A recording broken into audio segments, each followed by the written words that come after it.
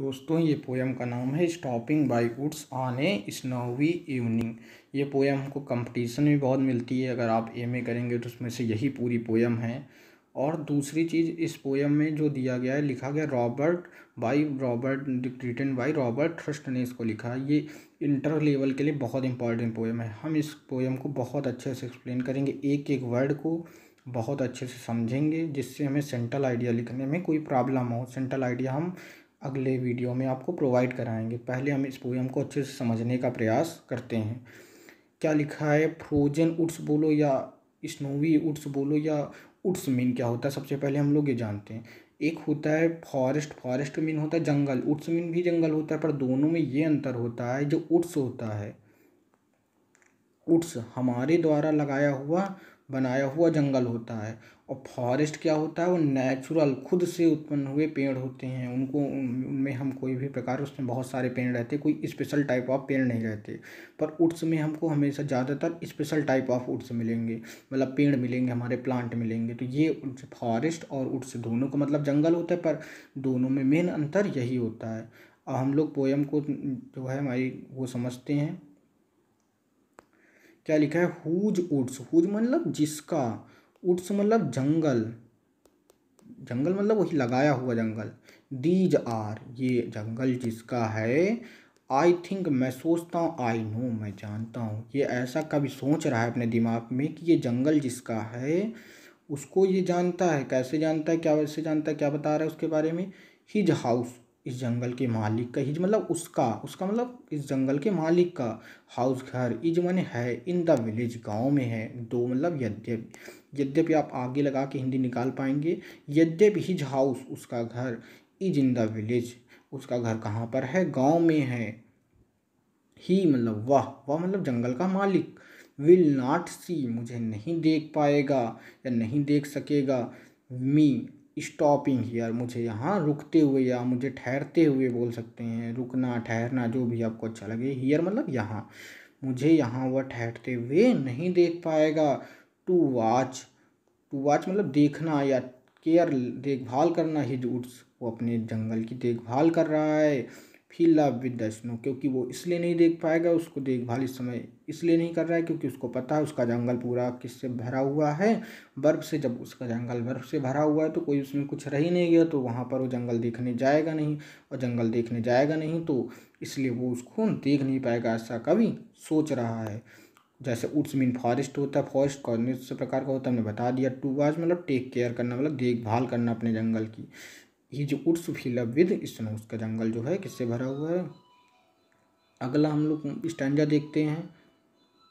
क्या लिखा है, माई लिटिल हॉर्स, सॉरी ये गलत लिख गया डबल टाइम, एक ही बार है। My little horse must think queer, queer का मतलब होता है अद्भुत, मतलब इस तरह जब हम लोग सोचते हैं कोई चीज़ नहीं जानते ये क्या कर रहे हैं, तो हम लोग मतलब किसी बात से चिंतित हो जाते तो कुछ इस तरह शेप अपना बनाते, तो वही चीज़ होता है क्वेर।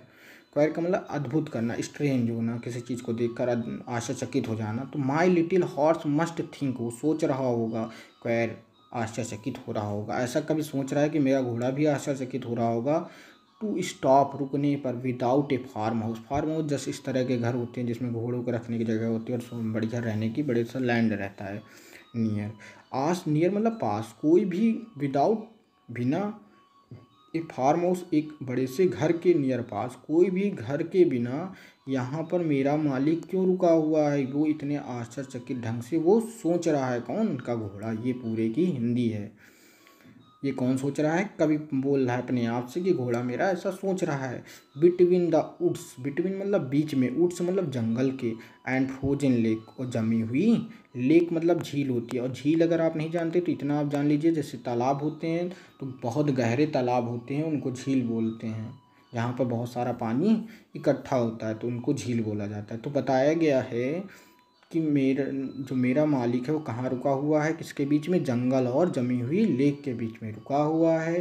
ये कब का टाइम है, द डार्केस्ट इवनिंग, सबसे अंधकार जो शाम होती है, सबसे अंधेरी शाम होती है ऑफ द ईयर। सबसे अंधेरी शाम पूरे साल की कब की होती है, 21 दिसंबर की बात है। ये 21 दिसंबर की बात है, जब बहुत सारा अंधेरा होता है, बहुत ज़्यादा अंधेरा, मतलब रात लंबी होती, सबसे ज़्यादा लंबी रात इसी दिन होती है। तो इस टाइम की बात है जो इनका मालिक है या घोड़े का मालिक है वो रुका हुआ है, तो ऐसा घोड़ा सोच रहा है कि बिना घर के क्यों रुका हुआ है, और भी जमी हुई लेक के पास, इतना ठंडा माहौल है, ऊपर से रुका हुआ है। अब देखते हैं अगली स्टैंजा में। अब वो पूछने के लिए अपने मालिक से क्या करता है, he gives his harness bells a shake, वो अपने बेल्स मतलब घंटियों को, हार्नेस मतलब जो आप अभी हम आपको घोड़ा दिखा रहे हैं, घोड़े की ये जो बेल लगी है घोड़े के ऊपर, इनको हार्नेस बोलते हैं, और इसमें जो बेल लगी है हार्नेस बेल बन जाता है। घोड़े के ऊपर बहुत सारे लोग जो नाचने नचाने वाले आते हैं तो ये सब लगाए रहते हैं, बहुत झुनझुनाता है, तो उसको हिला के घोड़ा पूछ रहा है, हम शेख हिला के पूछ रहा है, आस्क पूछना चाहता है, if there is some mistake, क्या मुझसे कोई गलती हुई है, क्या वो पूछ रहा है कि क्या मेरे मतलब जो कवि हैं वो सोच रहे हैं कि घोड़ा मुझसे पूछ रहा है कि मुझसे कोई गलती हो गई जो आप इस जंगल में रुके हुए हैं।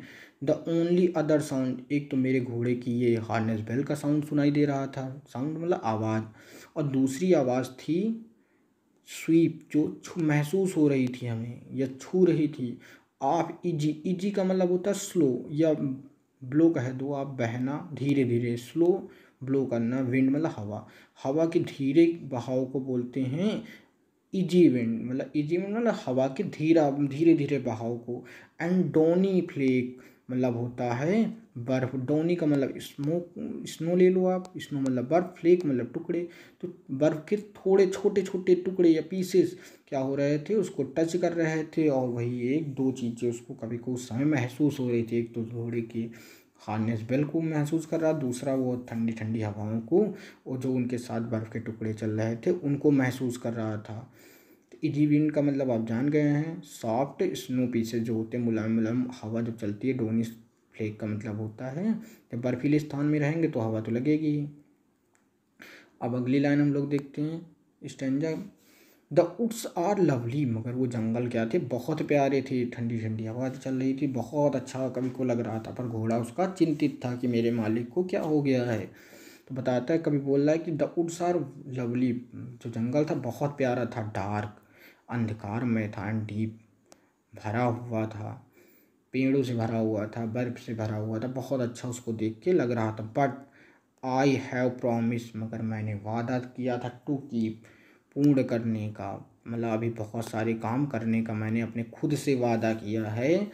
एंड माइल्स टू गो, मुझे अभी बहुत दूर जाना है, मुझे बहुत दूर जाने का मतलब मुझे अभी बहुत सारे काम करने हैं, बिफोर आई स्लीप, मुझे सोने से पहले अर्थात मरने से पहले मैं बहुत सारे काम को करना चाहता हूँ। And miles to go before I sleep, मुझे अभी और दूर जाना है, बिफोर आई स्लीप, मरने से पहले मुझे अपने किए वादे किए हुए बहुत सारे काम को पूरा करना है। इसलिए मैं इस स्वीट सी मेमोरी को अपने दिमाग में हमेशा रखता हूँ, पर मुझे अभी बहुत सारे काम करने हैं, इसलिए मुझे जाना पड़ेगा। और जो उस की जंगल की बात हुई थी, जस्ट इस तरह का जंगल था, आप देख सकते हैं यहाँ पर कवि रुका हुआ था, इस तरह का जंगल था, और उसका मन जंगल को देखकर बड़ा अच्छा लग रहा था जंगल, और उसमें उसका मन बहुत लग रहा था, मगर प्रॉब्लम थी कि अभी उसको बहुत सारे काम करने थे, जीवन के उद्देश्यों को पूरा करना था। थैंक यू मित्रों, अगर समझ में आया हो तो धन्यवाद।